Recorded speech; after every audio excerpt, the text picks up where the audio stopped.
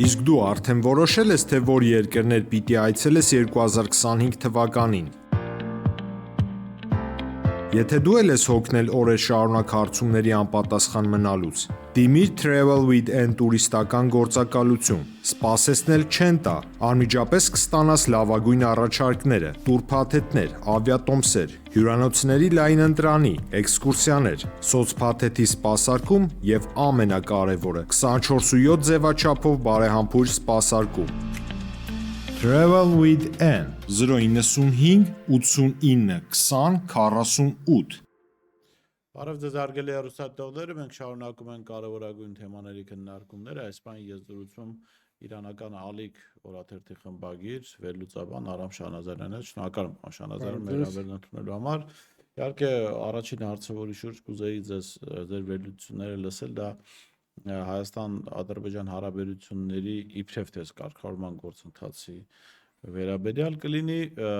հայտարարվեց շաբաթներ առաջ, որ այդ 17 կետանոց փաստաթղթի լիարժեք համաձայնեցում տեղի է ունեցել եւ նախ սկզբում դրա մասին հայտարարեց Ադրբեջանը, դա էլ կարևոր հանգամանք է, ինչու որովհետեւ Հայաստանի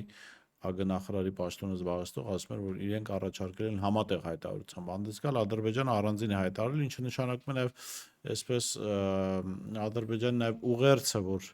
սա ոչ թե համատեղ ինչ որ որոշված փաստաթուղթ է, այլ իրենց թելադրանքով գրված փաստաթուղթ եւ իրենք ասում են, որ դա ավարտվել է, տեղի եւ ժամի մասին էին ասում, ինչպես երբ ստորագրել, բայց Ադրբեջանը իր պահանջներով ձևավորված փաստաթուղթը ստորագրելու համար նոր պահանջներ առաջ քաշել։ Դրանք այդքան էլ նոր չեն,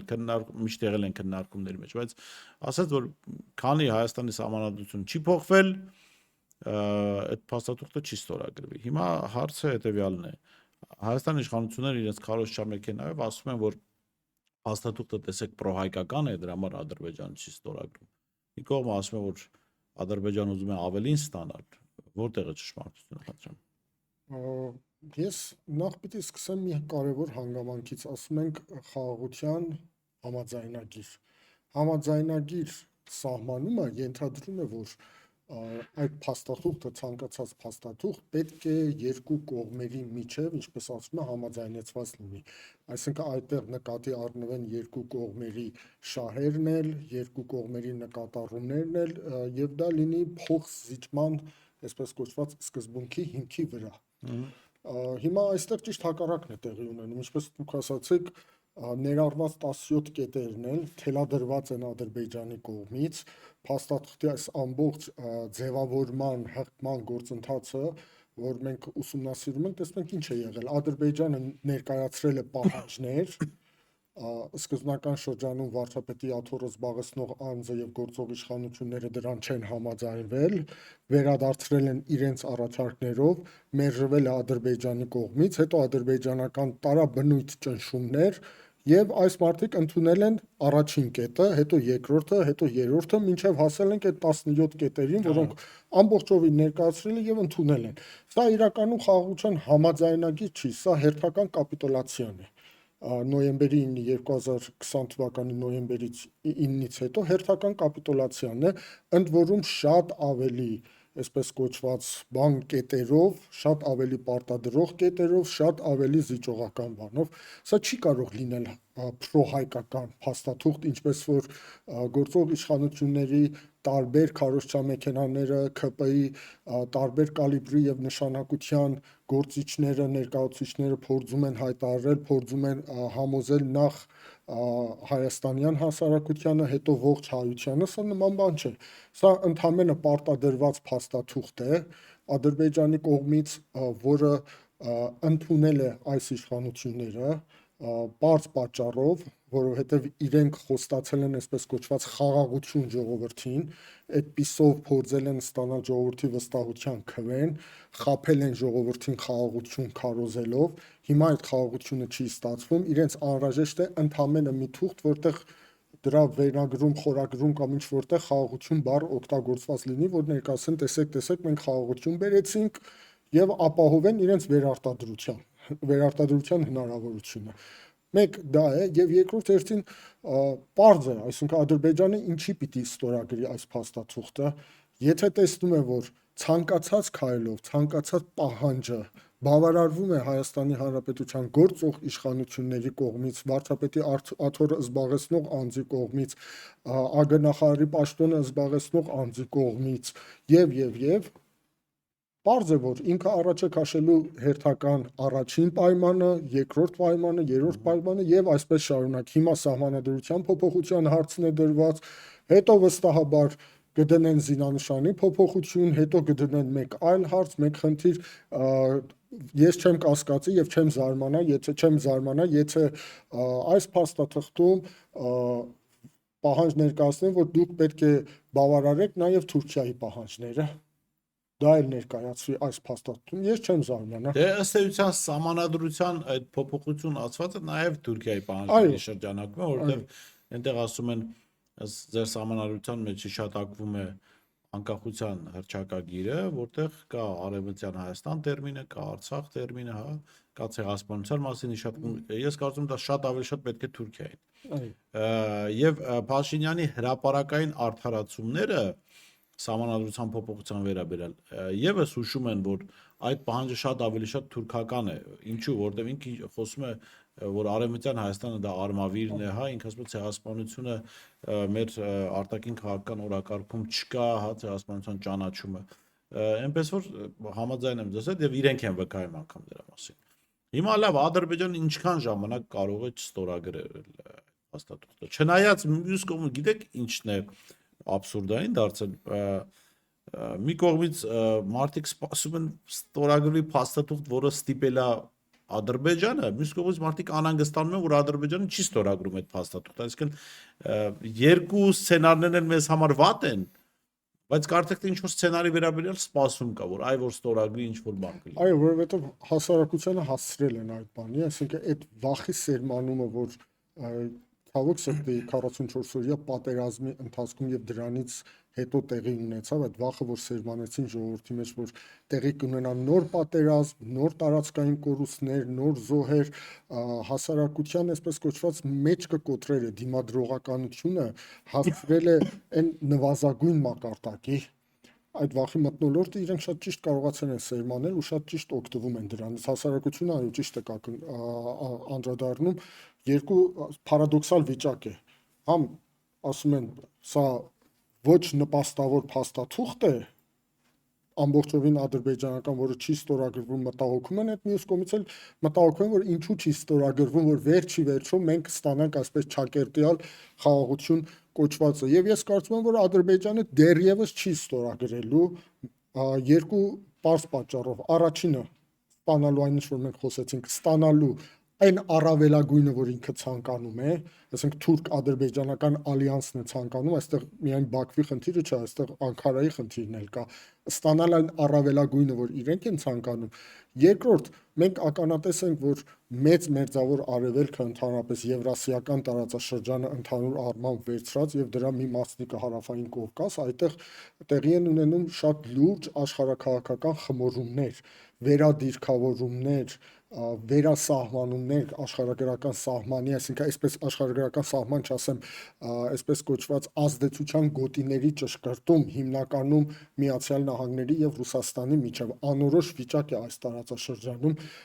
եւ Բաքվում դա շատ քաջ գիտակցում են, որ այս անորոշ իրավիճակը օգտագործելով պետք է քաղել հնարավորինս առավելագույնը։ Սա հստակ է իրենց համար, որովհետև եթե այսպես կոչված այդ բաժանումները տեղի ունենան, եթե համաձայնությունը կայանա մի կողմից Միացյալ Նահանգների եւ մյուս կողմից Ռուսաստանի Դաշնության միջև ու պարզ դառնա յուրաքանչյուրի այսպես կոչված ազդեցության գոտին մեծ մերձավոր արևելքում եւ կոնկրետ մեր դեպքում հարավային Կովկասում, այդ դեպքում զգալիորեն կնվազի Ադրբեջանի մանևրի հնարավորությունը։ Իրենք փորձում են այս անորոշ վիճակից, այսպես կոչված աշխարհաքաղաքական անցումային վիճակից առավելագույնը ստանալ եւ դրա համար ես կարծում եմ, որ հնարավորինս կձգձգեն այդ փաստաթղթի ստորագրումը ու մենք մի բան էլ ես ավելացնեմ, պետք է նկատի ունենանք, որ այս թղթի կտորը, որ ստորագրվի, որևէ նշանակություն չի ունենա, որովհետև դա լինելու է, այսպես ասեցի, թղթի կտոր։ Ադրբեջանը ցանկացած պահի կարող է դա առ ոչինչ հայտարարել եւ օգտագործել առաջին իսկ առիթը այն ինչ որ չի ստացել եւ այն ինչ որ ինքը պատկերացնում է եւ ցանկանում է ստանալ ռազմական գործողության միջոցով։ Գիտեք որ խոսքը արդեն պարզ է որ գնում է Հայաստանի հարավային շրջանի Սյունիքի մարզի Հիմա մասին։ տեսեք, բան Շանազարյան, հետաքրքիր իրավիճակ է ստեղծվել քարոզչական դաշտում։ Արդյոք սա կարող է նաև այս պատերազմի վախը, որի մասին անդադ խոսում են, հա, ինչ որ Ադրբեջանը տարածում է զորքերի տեղաշարժի մասին, Ադրբեջանը անդադ հաղորդագրություններ է տարածում իբրև թե հայկական կողմից հրադադար ռեժիմի խախտման մասին, ինչը նախորդ փորձառությունները հաշվի առնելով խոսում է պատերազմի նախապատրաստման մասին, հա, տեղեկատվական նախապատրաստման մասին։ Կարող է լինել այնպես, որ փորձում են հայ հասարակությանը հոգեբանորեն այնպիսի ահաբեկչության ենթարկել, վախեցնել պատերազմով, որպեսզի մարդիկ հանգիստ տանեն այս նոր կապիտուլյացիան եւ փրկություն համարեն այս փաստաթղթի ստորագրում։ Ամբողջովին հնարավոր է դա, միանշանակորեն ամբողջովին հնարավոր է, որովհետև եթե դու ուզում ես ինչ-որ բան ձեռք բերես, առաջին հերթին պետք է տվյալ հասարակությանը պարտադրես դա, մենք դրա պատմական տարբեր փաստերի, ոչ մեզ վրա հայկական առումով չեմ ասում, տարբեր փաստերի ականատեսն ենք եղել։ Երկրորդ համաշխարհային պատերազմի ավարտը, այն կապիտուլյացիան, որ պարտադրվեց Գերմանիային, դաշնակիցների կողմից պարտադրվեց Ճապոնիային, առաջինը աշխատանքը կատարվում է հասարակության հետ, որովհետեւ այո, կապիտուլացվում է հասարակությունը համակերպվում է այդ իրավիճակի հետ, հասարակությունը ձգտում է ցանկացած գնով ստանալ այսպես կոչված այդ խաղաղությունը, ենթադրյալ խաղաղությունը։ Հիմա այն պարագային լրիվ ուրիշ է, ուրիշ տրամաբանություն է գործում, մեր պարագային ամբողջովին ուրիշ տրամաբանություն է գործում։ Այո, հասարակությանը պատրաստում են դրան եւ մենք մի բան չպիտի մոռանանք, որ 2020 թվականից ի վեր Ադրբեջանը երբևէ չի դադարել պատրաստվել պատերազմին, ընդհանրապես փնտրում է այդ այսպես կոչված անհրաժեշտ պատրվակը, այդ հարմար առիթը, որպեսզի ծավալի գործողությունները։ Ես առիթ եմ ունեցել նշելու տարբեր հոդվածներում, հարցազրույցներում նշելու եւ հիմա նորից շեշտում եմ, թուրք-ադրբեջանական ալյանսի վերջնական նպատակը դա է, որ Հայաստանը լավագույն դեպքում դառնա մի պետություն, այնինչ որ իրենք թուրքերը նախատեսել էին 1918 թվականի Բաթումի պայմանագրով, այսինքն ընդամենը մի 11,000 քառակուսի կիլոմետր, մի քիչ ավել, մի քիչ պակաս շրջապատված թուրքական աշխարհով եւ ամբողջովին իր գոյությունը կախված թուրքական աշխարհի կամքից եւ այսպես կոչված բարեհոգությունից ճակերտավոր։ Հասկանալի է։ Հիմա աշխարհում արագ ինչ որ եթե չասեմ փոփոխություններ են տեղի ունենում, առնվազն փոփոխությունների ակնկալիք է ձևավորվում այս Ռուսաստան Միացյալ Նահանգներ հարաբերությունների կարգավորման գործընթացից։ Իհարկե մենք չենք կարող ասել այդ գործընթացը ինչպես կավարտվի, այդ հարաբերությունները կարգավորեն թե ոչ, որովհետև Միացյալ Նահանգները չնայած Թրամփի հռետորաբանությանը, հա, խաղաղություն հաստատելու շարունակում է աջակցել Ուկրաինային։ Մյուս կողմից առաջարկը, որը արվում է Ռուսաստանին, երկու անգամ նման առաջարկ իրագործվել է, դա Մինսկ 2-ն է եւ Ստամբուլյան բանակցությունները, որը ընդհանրապես ժամանակ է տվել Ուկրաինային նոր թափով պատրաստվել պատերազմի։ Բայց մի բան ակնհայտ է, որ ինչպես էլ ավարտվեն այդ բանակցությունները, դրանք լավ ավարտվեն, վատ ավարտվեն, դրանք անդրադարձ են ունենալու մեզ վրա, մեր տարածաշրջանի վրա։ Հիմա ինչպես է գնահատում դուք այդ բանակցությունները եղած տեղեկությունների վրա են վերով, արդյոք դրանք շատ ավելի շատ դեպի դրական լուծման են գնում, թե դեռ անորոշություն։ Ես երկրորդ տարբերակի կողմնակից եմ, անորոշություն է, որովհետեւ նման գլոբալ հիմնախնդիրներին, որոնք ունեն միջազգային բնույթ, որտեղ ներգրաված են բոլոր աշխարհի բոլոր ազդեցիկ ուժերը, այս պարագայում Ռուսաստանի Դաշնությունը, Միացյալ Նահանգները, Եվրամիությունը ուղղակիորեն, ինչ որտեղ նաև Չինաստանը անուղղակիորեն, դրանք հենց այնպես գրչի մի հարվածով, մի օրում կամ ինչպես որ այո Թրամփը իր նախընտրական քարոզարշավի ժամանակ հայտարարում է մի շաբաթում կամ երկու ամսում լուծվող խնդիրներ չեն։ Երկու կողմերն էլ գիտեն իրենց դիրքերը որտեղ է, գիտեն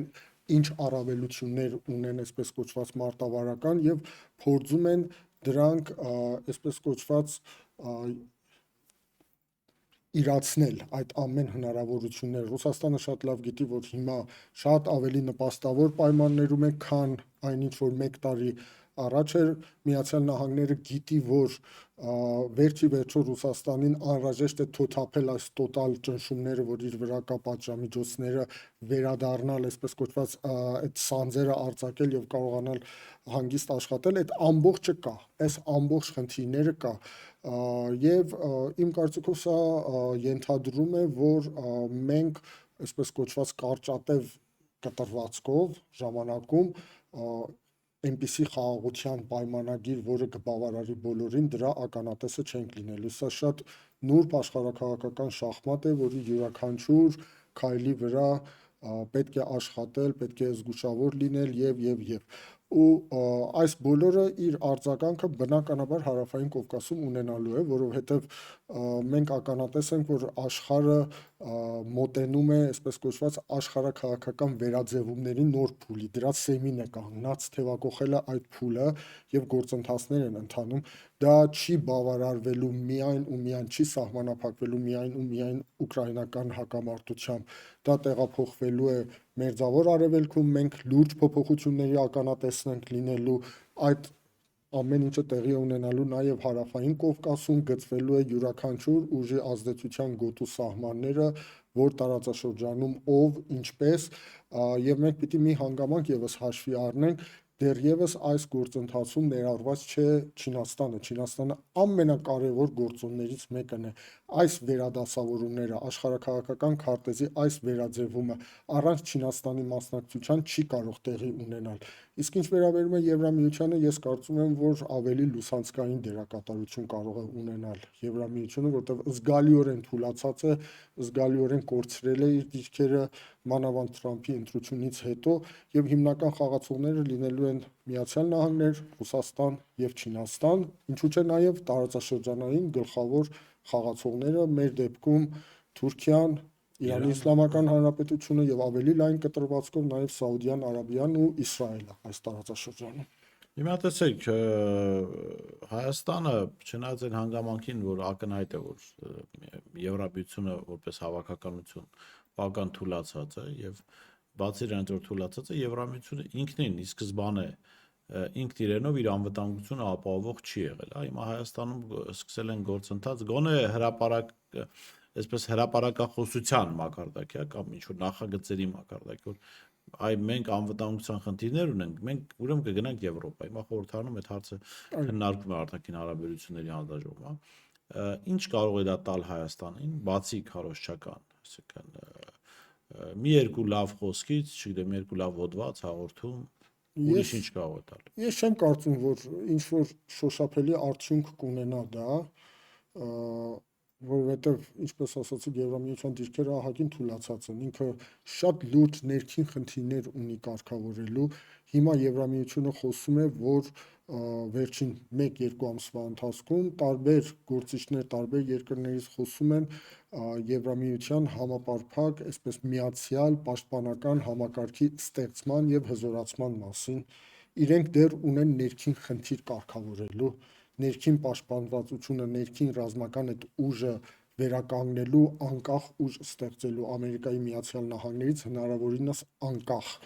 որը վերջի վերջո իմ կարծիքով չի կարող 100%-ով անկախ լինի, որովհետև այդ ներուժը, որը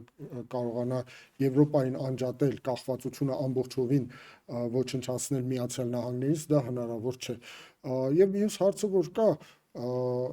ինչպես է պատկերացնում մենք Եվրամիության ներկայությունը այս տարածաշրջանում։ Ռուսաստանն է դա թույլ տալու, ինչքան էլ որ թուլացած լինի իր դիրքերը այս տարածաշրջանում, թե Իրանի Իսլամական Հանրապետությունը, որի արտգործնախարարը ի դեպ այսօր այցելում է Երևան, որը Հայաստանի Հանրապետության գործող իշխանությունները անգամներ հայտարարել են, որ մեր տարածաշրջանային ամենավստահելի գործընկերն է, դաշնակիցն է եւ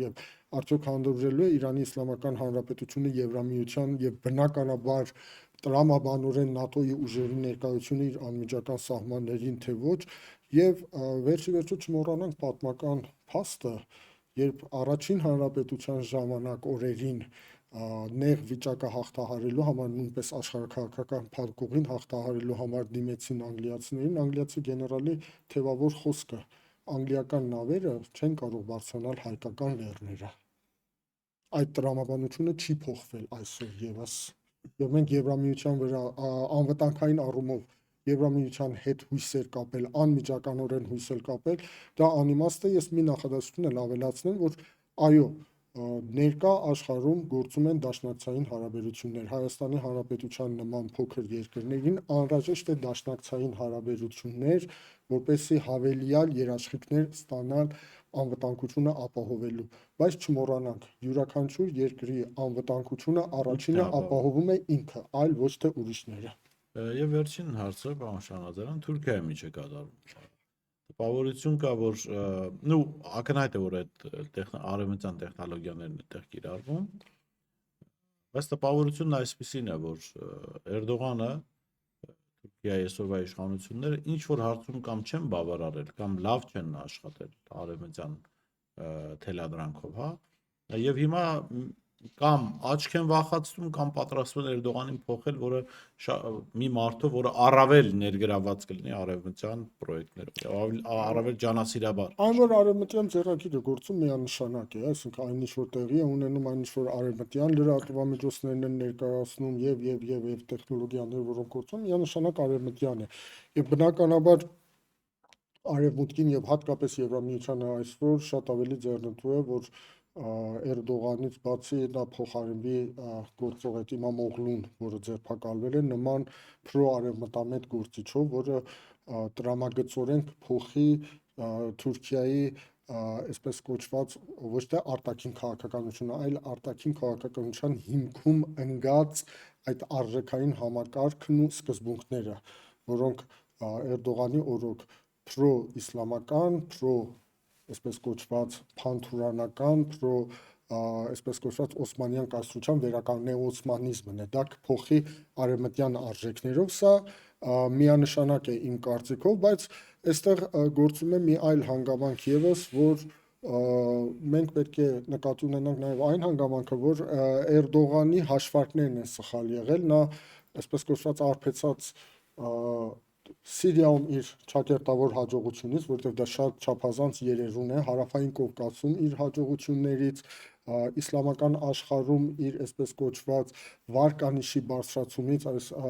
իսրայելա-պաղեստինյան հակամարտությունից հետո Հյուսիսային Աֆրիկայում ունեցած իր ճակերտյալ հաջողություններից, ինչ որ ձևով կտրված իրականությունից, այն հաշվարկով, որ կարող է իր վարկանիշը աճ ապրած լինի, գնաց այդ քայլին, մինչդեռ մենք նրա վարկանիշի անկման ականատեսն ենք։ Թուրքիայում այսօր կա հասարակական լուրջ խզում, որը օրեցօր ավելանում է, բայց իմ անձնական կարծիքն է, միգուցե սուբյեկտիվ հնչի,